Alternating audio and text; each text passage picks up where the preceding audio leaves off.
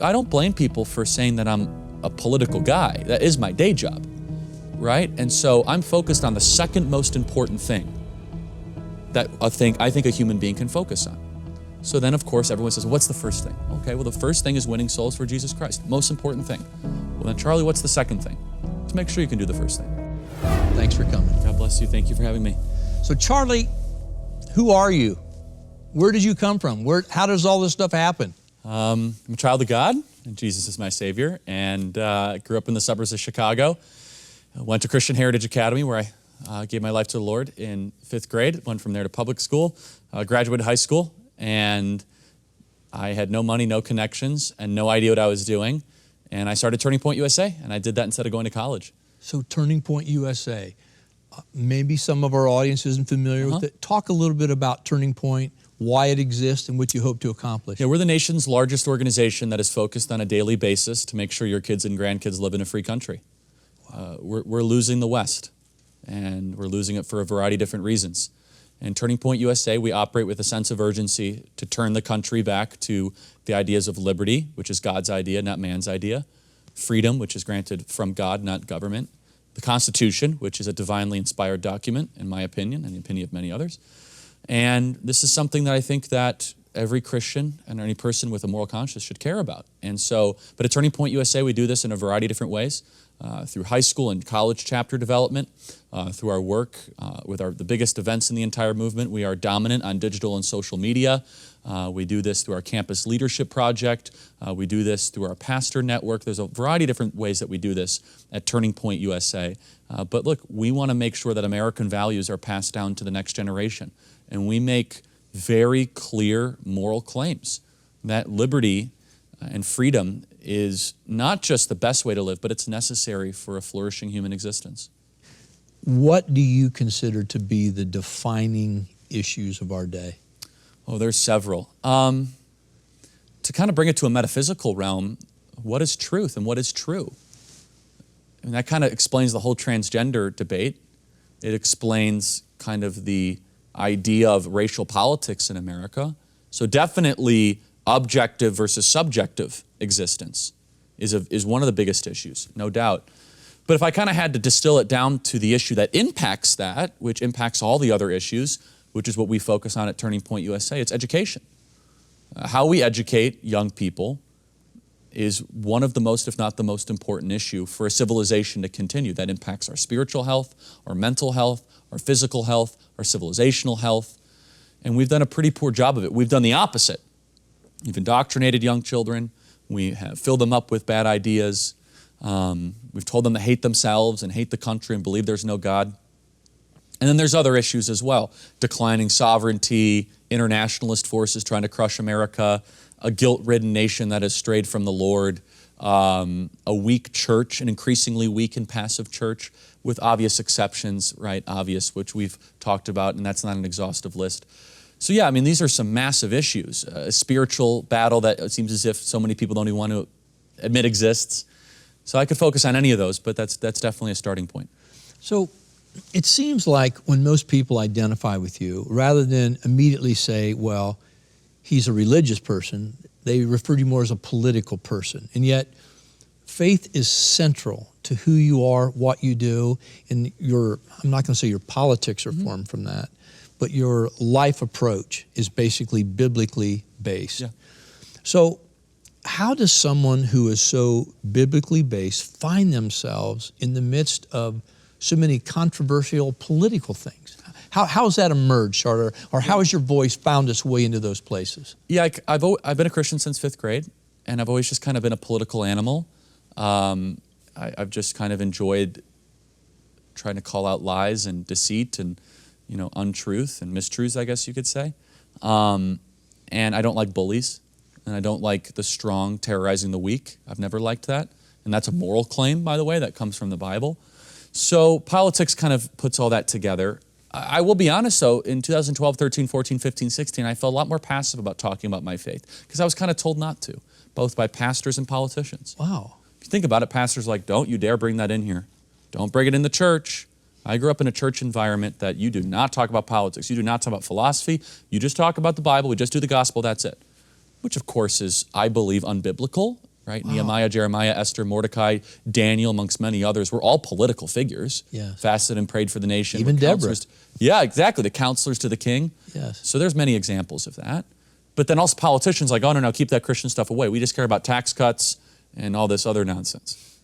And it was 17, 18, 19. You get older, things start to clarify more. And I met Rob McCoy, who is my pastor and does such a great job. And he really kind of changed my perspective on that. But look, I don't blame people for saying that I'm a political guy. That is my day job, right? And so I'm focused on the second most important thing that I think a human being can focus on. So then, of course, everyone says, what's the first thing? Okay, well, the first thing is winning souls for Jesus Christ. Most important thing. Well, then, Charlie, what's the second thing? To make sure you can do the first thing. That's good. It's my day job. That's good. So when we talk about believers and standing up for our rights, what does the Bible say about getting involved? I know you touched on it, but what should we do? I mean, it's more specifically, what should we biblically do as believers? Yeah, some people believe that the church or Christians should not comment ever about local politics or about being a citizen. They say, all we do is the gospel and we don't get engaged in those sorts of things. Well then, there's a lot of verses that they're going to have to explain with that sort of a position. Jeremiah 29:7, demand the welfare of the nation or the city of which you are in, because your welfare is tied to your nation's welfare.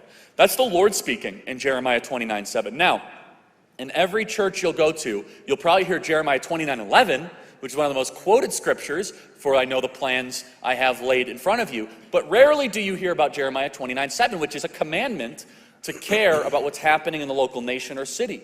Not to mention Daniel, Esther, Mordecai, Nehemiah, Jeremiah, and let's just focus on Daniel in particular.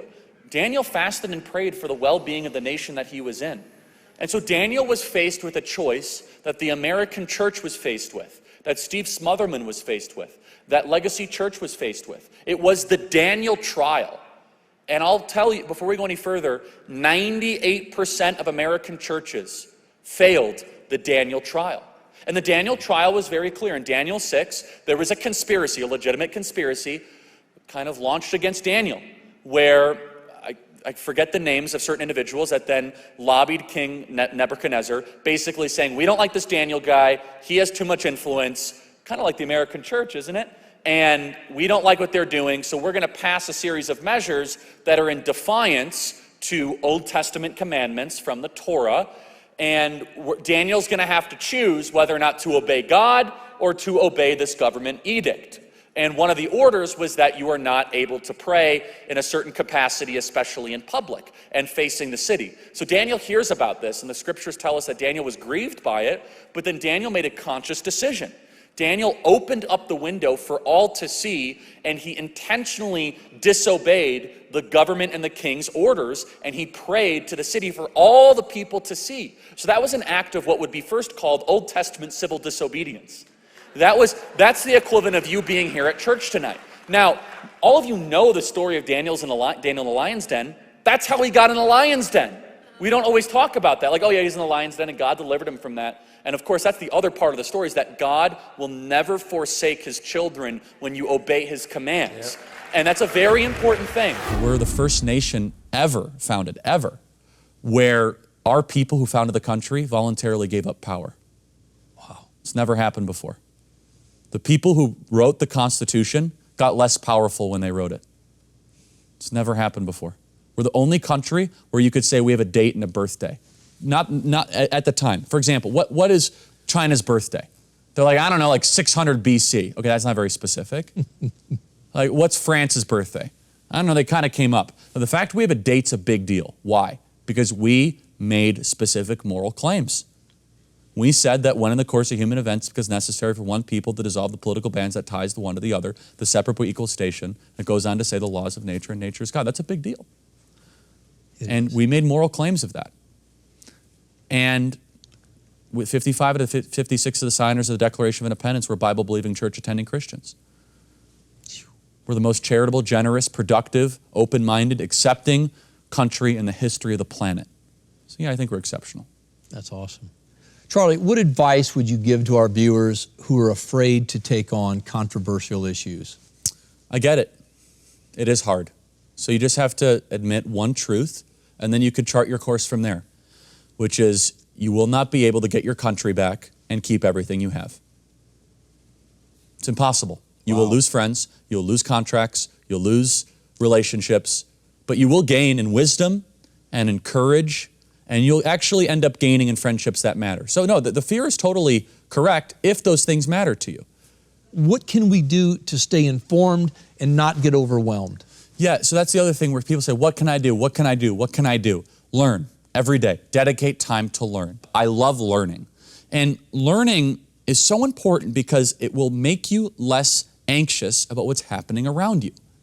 And so, for example, if you know the characteristics of a constitutional republic and where they're trying to head us, you have such clarity on what their plan is, and then you'll be informed and empowered on how to stop it. You'll know what the Constitution says and does. Separation of powers, consent of governed, independent judiciary. All these are unique characteristics of a constitutional republic. And I know a lot of people watching this are just, I feel like I'm losing my country. I feel like I'm losing this. And there's three ways. There's three ways people react to it, right? They react to it by being despondent and they just check out. Like, I'm done. Yeah. Wrong answer. Yeah. Daniel fasted and prayed for his nation. Jeremiah 29:7. Which is demand the welfare of the nation of which you are in, because your welfare is tied to the nation's welfare. Wow. That's the Lord speaking. Wow. It's good. The next category is people get radical. They start believing weird stuff. Stop that. Like, if it comes from some sort of weird website that has like 50 numbers in it, it's just stop going down the rabbit hole and all that. I mean that. That's a big problem. Yeah. So then like, there must be a deeper plan at play. Probably isn't. Actually, I know all the actors. Probably not. Okay? Or the third thing you do is just act, make hope happen. Do everything you can and leave the rest up to the Lord.